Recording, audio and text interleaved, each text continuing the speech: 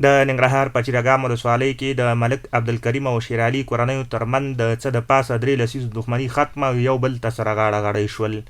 په همدې تړاو جوړو شوو مراسمو ته د ننګرهار قومونو، قبایلو او سرحدونو چارو رئیس وویل. د امیر المؤمنین حفظه الله له عمومي عفوې وروسته یې ننګرهار کې 1809 دښمنۍ په دوستۍ بدلې او روغې جوړې شوي دي.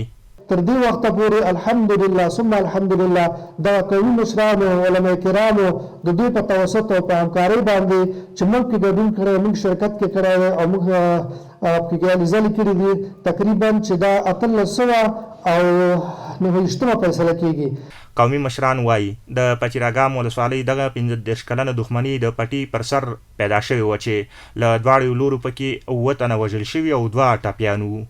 دغه د دوه کورنیو ترمنځ چې د ملک صاحب عبدالکریم ولد صاحب زرغون او بل طرف ته د فضل مالک ولد ملا سرور د ترمنځ د پټي په هکله چې جزئي مسلې نه دا مسله رامنځته شوه.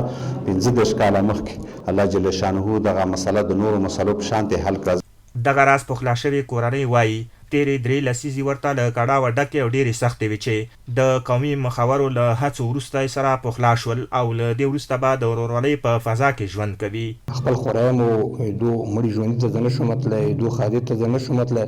دا یو د فخر ورځ وه چې نن ما او د په یوه د پښتانه په ټغر کېناستو چې زوړ تګړه مر سره وکړه. هېڅ مشکل زه دلته نه لرم او ډېر بالا چې خفه و، ډېر هغه پریشان و د هغه له، او اوس ډېر خوشحاله یو، بې حده خوشحاله یو چې زموږ او دوی سره روغه وشوه.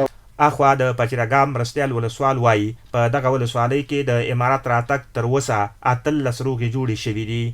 تقریبا د دې نه مخکې هم 18 پورې دښمنۍ چې دي هغه حل و فصل شوي دي او دی 18مه ده چې په ټولو کې 2 او 3 او تقریبا 15 پورې مړي چې دی هغه شوي او هغه د علماو کرامو د دانګې د قومي مشرانو او د ولسوالۍ مقام د مسؤلینو د هلو ځلو په پایله کې چې دی هغه حل و فصل شوي دي.